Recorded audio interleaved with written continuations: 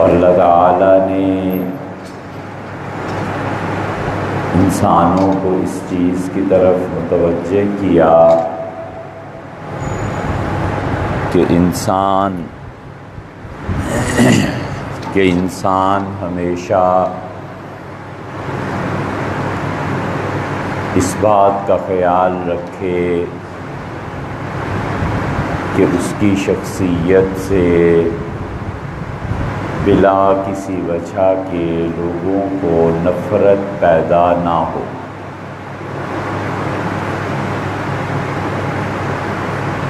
چنانچہ متعدد مقامات پر انسانوں کو یہ بات سکھائی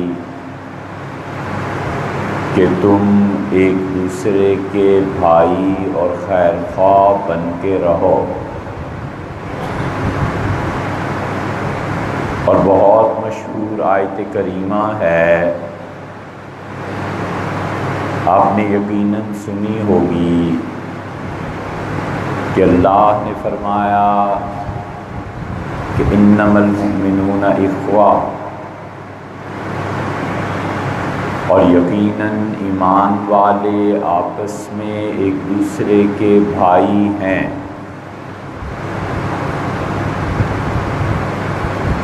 پھر اللہ تعالیٰ نے یہ بھی بتایا کہ تم لوگ زبان کی بنیاد پر ایک دوسرے سے قرابت اور تعلق کو مت توڑو۔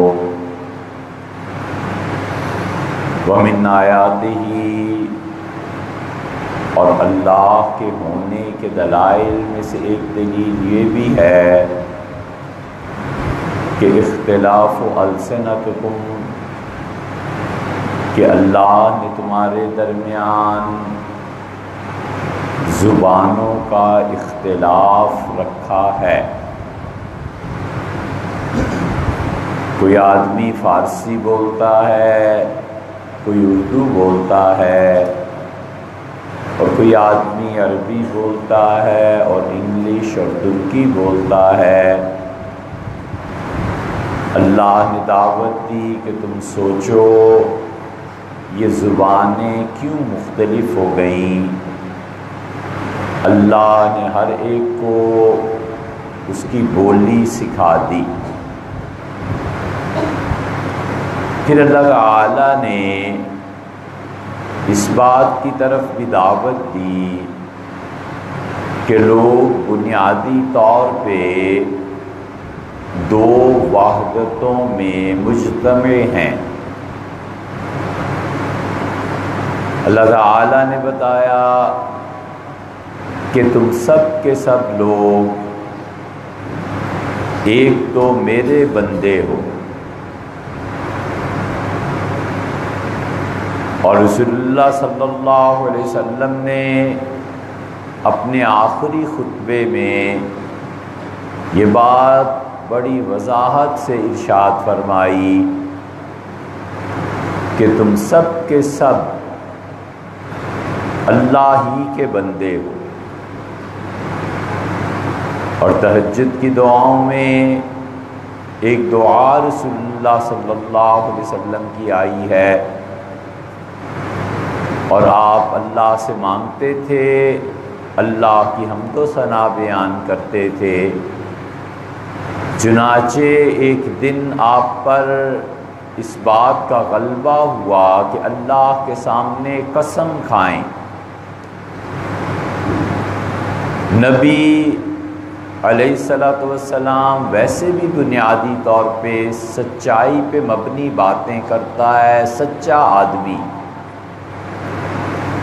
اور نبی سچائی کے علاوہ کچھ نہیں بولتا۔ اس کے باوجود رسول اللہ صلی اللہ علیہ وسلم نے بات کی اہمیت کو بڑھانے کے لیے ایک دن کہا کہ اے اللہ، میں اس بات پہ قسم کھاتا ہوں کہ تو اکیلا ہے، لا شریک لک، تیرا کوئی شریک نہیں،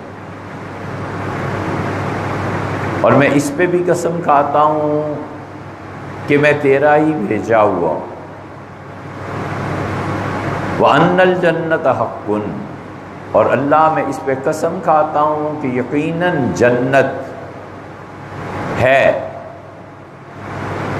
وَأَنَّ النَّارَ حَقٌّ، اور اللہ اس پہ بھی قسم کھاتا ہوں کہ جیسے تو نے بتا دیا جہنم کا بھی وجود ہے۔ وَأَنَا شَهِيدٌ، اور اللہ اس بات پہ قسم کھاتا ہوں کہ أَنَّ الْعِبَادَ كُلُّهُمْ إِخْوَةٌ، اللہ یہ جتنی بھی تیری مخلوق ہے سب کے سب ایک دوسرے کے بھائی۔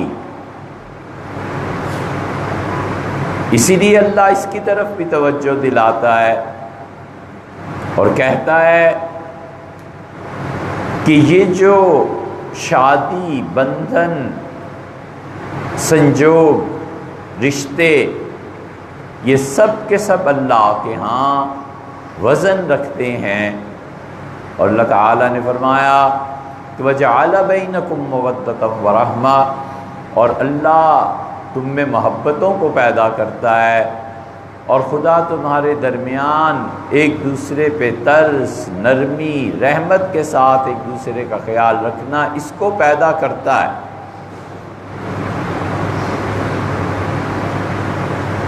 اسی لیے فرمایا اور لوگوں کو بتایا کہ طلاق بہت بری چیز، توڑنا بہت بری چیز، انقطاع کا معاشرہ قائم نہیں رہتا، اور محبتوں کے ساتھ لوگ جیتے بھی ہیں، اور وہی چیز ہے جو لوگوں کو باندھ کر رکھتی ہے۔ اور اسی لیے رسول اللہ صلی اللہ علیہ وسلم نے فرمایا کہ بغیر وجہ کے شوہر کا بیوی اور بیوی کا شوہر سے علیحدگی کو طلب کرنا اور طلاق کے معاملات کو چھیڑنا، آپ نے فرمایا لم یشم رائحۃ الجنہ، ناحق طلاق دینے والا اور ناحق طلاق مانگنے والی جنت تو درکنار جنت کی خوشبو بھی نہیں سونگے، سزا ہوگی۔ اور جو کچھ دنیا میں خاندان کو، گھر کو برباد کیا ہے، اس کے نتائج بھگتنے پڑیں گے۔ اگر یہ غلط فہمی ہو کہ مرنے کے بعد پھر ایک جہان قائم ہوگا اور پھر سزائیں ہوں گی، تو اس خوابوں کی دنیا سے جلدی بیدار ہو جانا چاہیے، اٹھ جانا چاہیے۔ قبر میں بھی عذاب ہوگا اس طلاق کا، یہ کوئی چھوٹی سی چیز نہیں ہے۔ رسول اللہ صلی اللہ علیہ وسلم گزر رہے تھے، اور حدیث شریف کی تقریباً تمام کتابوں میں یہ واقعہ ہے۔ آپ رکے اور آپ نے کہا کہ 2 ٹہنیاں لاؤ، شاخیں توڑی گئیں اور پیش کی گئیں، اور آپ نے اپنے دست مبارک سے ایک شاخ ایک قبر پہ لگائی اور دوسری شاخ دوسری قبر پہ لگائی، اور آپ نے فرمایا یعذبان، یہ دونوں کو عذاب ہو رہا ہے قبر میں۔ اور پھر فرمایا وما یعذبان فی کبیر، اور یہ دونوں کی قبروں کا عذاب کوئی بہت بڑے بڑے گناہ نہیں ہو گئے جس کی وجہ سے ہو رہا ہے۔ اما احدہما، ان میں سے ایک یہ جو تھا فلا یستتر عن بولہ، اپنے جسم کو پیشاب سے پاک نہیں رکھتا تھا۔ اور دوسرے کے متعلق فرمایا اما ھذا، اور یہ جو دوسرا تم دیکھتے ہو یہ قبر والا جس کو عذاب ہو رہا ہے، فیمشی بالنمیمہ، لوگوں کے درمیان چغلیاں کھایا کرتا تھا، اس کے حالات ادھر پہنچانے اور ادھر کے حالات ادھر پہنچانے۔ یہ دلیل ہے اس بات کی کہ لوگوں کو بعض کبیرہ گناہ ایسے ہوتے ہیں جن کی وجہ سے قبر میں بھی عذاب ہوتا ہے۔ اس لیے یہ توڑنے کی باتیں ہر وقت بیگ تیار، اور میں چلا جاؤں گا اس گھر سے، میں ابھی چھوڑ دیتا ہوں، میں نے ڈھونڈ لیا ہے مکان، یہ فکرے زبان کے لیے بہت آسان دھونس جمانے اور غصہ کرنے اور جعلی امپریشن ڈالنے کے لیے بہت سستے اور قبر کے عذاب میں مبتلا کر دینے والے اور جہنم کی آگ کو دکھانے والے. یہ ہر وقت کی دھمکیاں اور میں جاتا ہوں اور میں چھوڑتی ہوں اور مجھے طلاق دے دو، یہ جملے اللہ کے ہاں بہت وزن رکھتے ہیں اور بھگتنا پڑے گا. کوئی اتنا بڑا مسئلہ نہیں. پچھلے 40 اور 60 سال کی زندگی خواب کا جو کچھ کے دیکھا اور جو بھی سنا افسانہ تھا، بالکل اسی طرح. کوئی پوچھے بچپن کہاں، جوانی کہاں، کتنا یاد کر لے گا، 100 واقعات بیان کر دے گا. کوئی ہر ایک دن کی ہسٹری تھوڑا ہی ہے. یہی حال قبر میں پہنچ کے ہو جائے گا کہ قبر میں یہ عذاب ہوگا ان جملوں کا. اس لیے مت توڑے، اس لیے معاشرے کو مت خراب کرے، اس لیے معاشرے میں محبت کو عام کرے اور اس امت سے محبت نکل جائے اور اس امت میں نفرتیں اپنا گھروں کے اندر بنا لیں اور اس امت کے دل ٹوٹ جائیں اور اس امت کو ذرہ برابر آنکھ میں آنسو تک نہ آئے، نم تک نہ ہو. اس شقاوت اور بدبختی کی اطلاع رسول اللہ صلی اللہ علیہ وسلم نے دی. چنانچہ مسلم کی روایت میں آتا ہے، پوری حدیث نہیں سناتے، پوری حدیث سنائیں تو لوگ یہ کہنے سے بالکل دریغ نہ کریں کہ یہ امریکن ایجنٹ ہے. قیامت کا ذکر چھڑا اور قیامت کا تذکرہ، لوگ آپس میں باتیں کرنے لگے کہ کب آئی. عبداللہ بن عمر بن العاص رضی اللہ عنہ تشریف فرما تھے. انہوں نے کہا سنو بچوں، تم قیامت کی باتیں کرتے ہو، قیامت اس وقت تک نہیں آئے گی جب تک انسانوں کا خیال رکھنے والے اور بھوک اور پیاس کو مٹانے والے یہ تمہارے عیسائی نہ ہو جائیں. دنیا میں جہاں مصیبت پڑے، جہاں تنگی اور تکلیف ہو، لوگوں کی بھوک کو مٹانے کے لیے، لوگوں کی پیاس کو بجھانے کے لیے یہ پہنچیں گے. اور رسول اللہ صلی اللہ علیہ وسلم نے 4 یا 5 باتیں ہمیں بتائی تھیں کہ قیامت کے قرب میں عیسائی اور یہودی، یہ اہل کتاب، انسانوں کے کام آنے لگیں گے.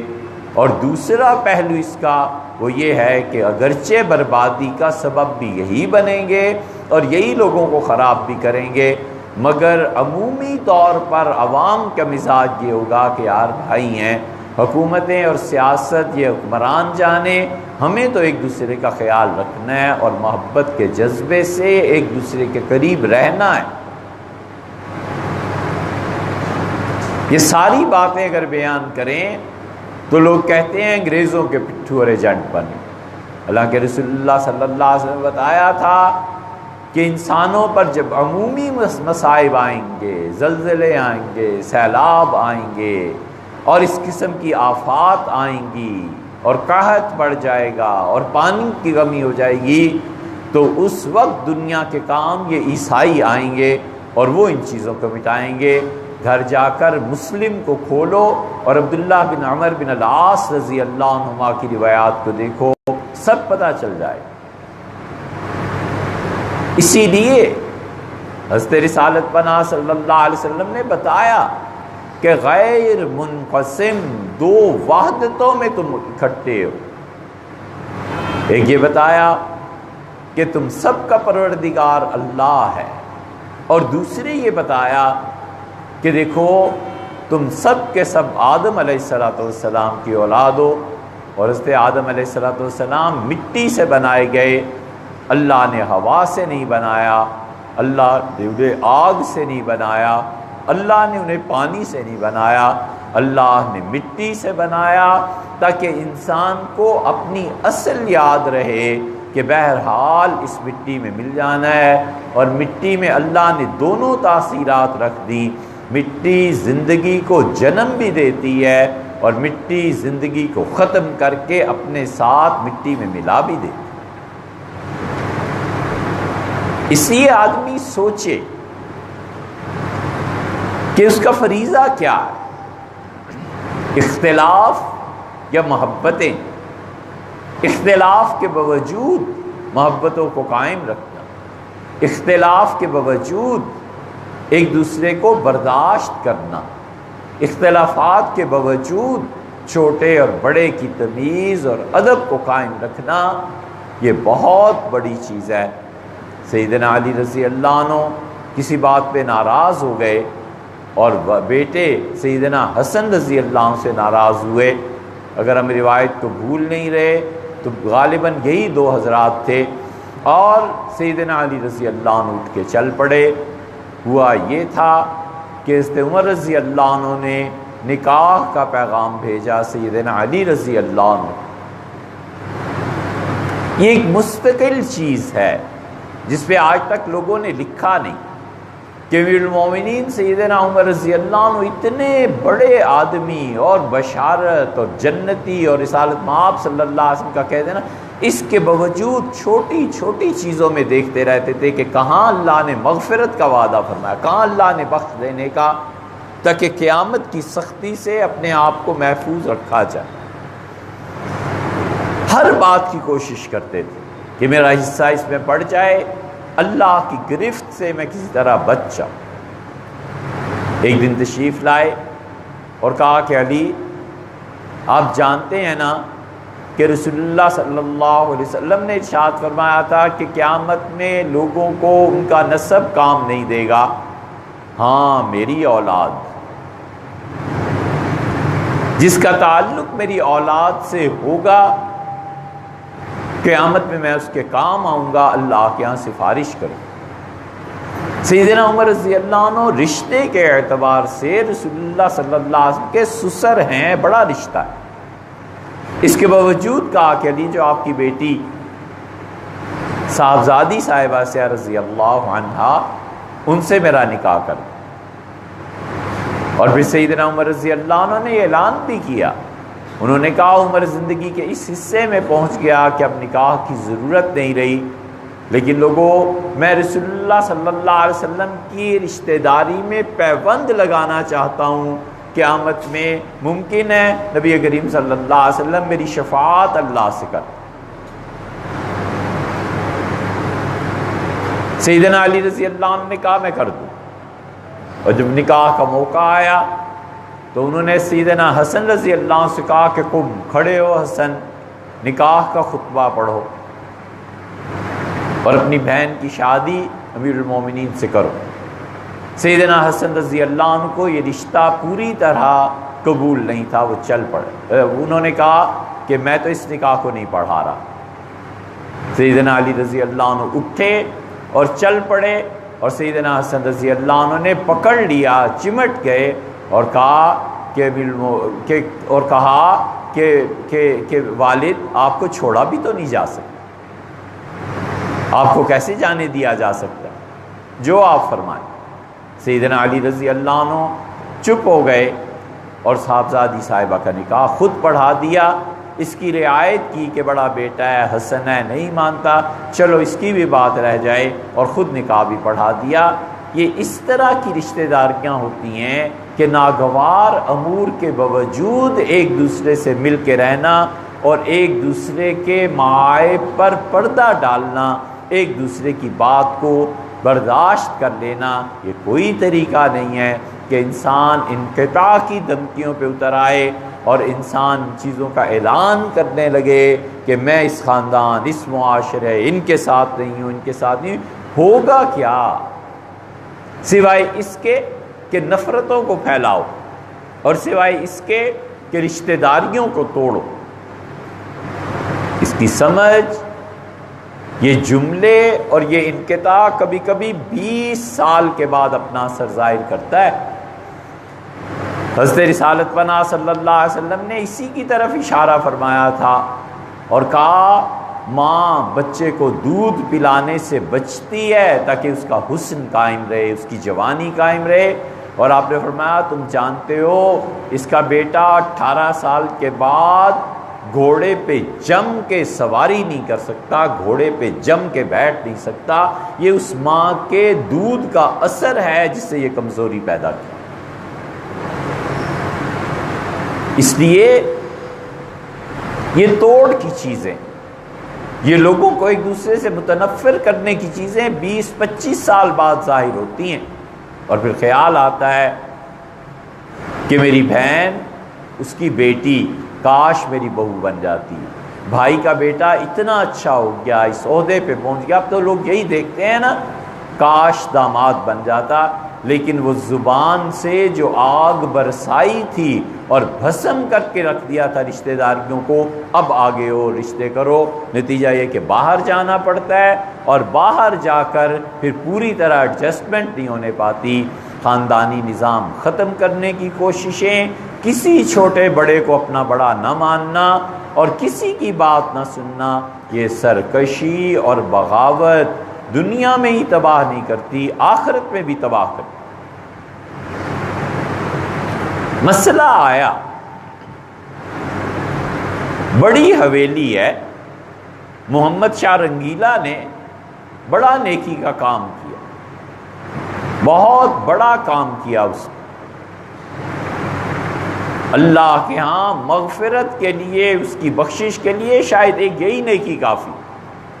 حضرت شاہ ولی اللہ دہلوی رحمۃ اللہ علیہ جب مدینہ منورہ سے پڑھ کر آئے تو ان کے نانا کی خانقاہ تھی، لیکن جگہ کم تھی۔ کسی نے جا کے کہا کہ مدینہ منورہ سے پڑھا ہوا لڑکا 22-23 سال کا شہر میں پھرتا ہے اور جگہ بیٹھنے کی نہیں مل رہی، اور علم ہے کہ سمندر ہے، ٹھاٹھے مارتا ہوا سنبھالا نہیں جاتا علم اس کا۔ انہوں نے کہا کوئی بات، بلایا اور کہا بچے، جو دادا نے، شاہ جہان بادشاہ نے ایک چھوٹا سا محل بنایا تھا، پورا محل تم لے لو، اتنی بڑی جائیداد، اتنی بڑی زمین اور قلعہ پورا محل پورا بنو، کہا بیٹھو کام کرو۔ حضرت شاہ ولی اللہ رحمۃ اللہ علیہ نے سارا کام اس میں کیا ہے، محل کلام۔ شاہ عبد القادر صاحب کا ترجمہ وہاں ہوا، شاہ رفیع الدین نے فلسفے پہ وہاں لکھا، شاہ عبد العزیز صاحب رحمۃ اللہ علیہ نے سارا کام، تصنیفات، تفسیر عزیزی وہاں کی، سید احمد شہید رحمۃ اللہ علیہ کی تحریک وہاں سے چلی، اور اس کے نتیجے میں ہندوستان میں جو دین پھیلا، یہ اس ایک شخص کا لگایا ہوا بیج تھا۔ چاروں بھائی الگ الگ دفتر، کمرے۔ مسئلہ آیا، شاہ عبد القادر صاحب رحمۃ اللہ علیہ نے جواب لکھا، شاہ عبد العزیز صاحب رحمۃ اللہ علیہ نے بالکل اس کے برعکس فتویٰ دیا، ادھر فتویٰ کچھ اور ادھر فتویٰ کچھ، خط و کتابت ہو رہی ہے، یہ ادھر سے خط جا رہا ہے، ادھر سے فتویٰ آ رہا ہے، کہ ادھر سے جا رہا ہے۔ تو کسی نے ایک بھائی سے کہا، شاہ عبد العزیز صاحب رحمۃ اللہ علیہ بڑے تھے اور شاہ عبد القادر صاحب رحمۃ اللہ علیہ چھوٹے تھے، کہا بھیا آپ ایک ہی حویلی میں بیٹھ کے دونوں بھائی ایک دوسرے کو خط لکھ رہے ہیں، ذرا سی زحمت کر کے چلے جائیے، جا کے بیٹھ کے مسئلہ طے کر لیجیے، یہ کیا ہو رہا ہے؟ تو انہوں نے کہا چلا تو جاؤں،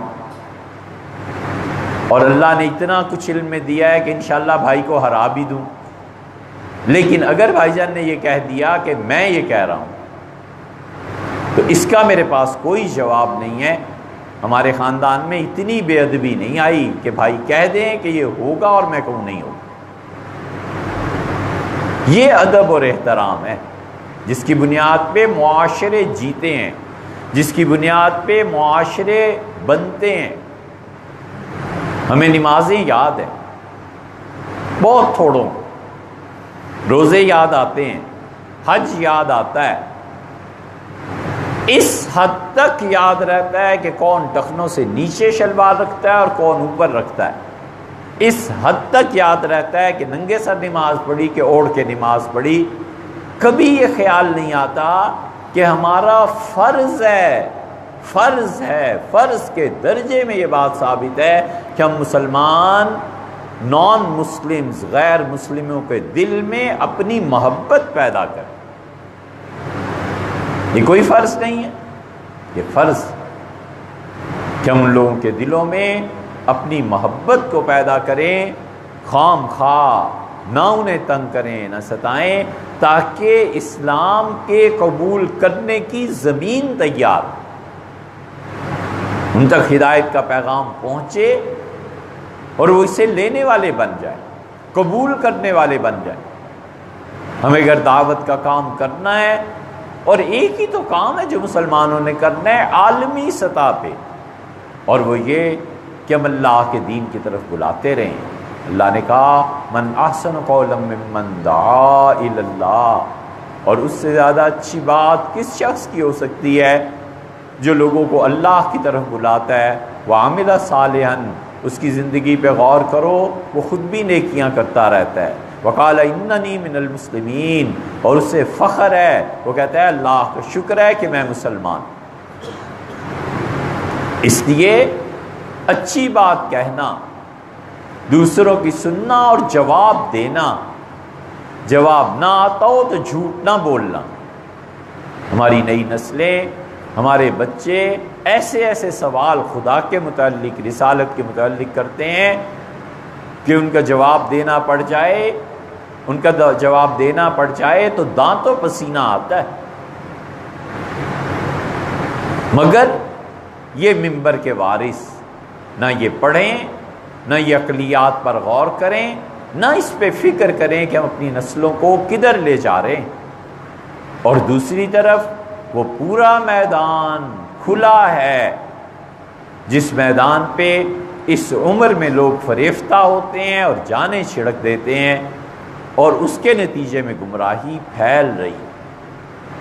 اس منبر کے جو لوگ ہیں ان کا بھی فرض بنتا ہے کہ اللہ کے دین کو پڑھیں، لوگوں کے سوالات کے جوابات دیں، عقل اور شعور کے ذریعے بھی اس اسلام کو ثابت کریں، اور بتائیں کہ اللہ نے یہ جو کہا ہے کہ وَمَن يَبْتَغِ غَيْرَ الْإِسْلَامِ دِينًا، اور لوگوں اسلام کے علاوہ کوئی اور مذہب جو شخص چاہے گا، اس سے کہا ہے فَلَن يُقْبَلَ مِنْهُ، قیامت میں ہم نہ صرف یہ کہ اس کے دین کو قبول نہیں کریں گے، وَهُوَ فِي الْآخِرَةِ مِنَ الْخَاسِرِينَ، قیامت کے دن وہ نقصان میں چلا جائے گا، گھاٹے میں چلا جائے گا۔ ہم ان کے درمیان اور اپنے درمیان کیوں نفرتوں کے پہاڑ کھڑے کریں؟ ہم کیوں نہ اللہ کے دین کی دعوت دیں، تحریر سے، تقریر سے، اپنے عمل سے انہیں بتائیں کہ اللہ کا دین کیا ہے اور مسلمان کیسے ہوتے ہیں۔ اللہ تعالیٰ سمجھنے کی توفیق بخشے۔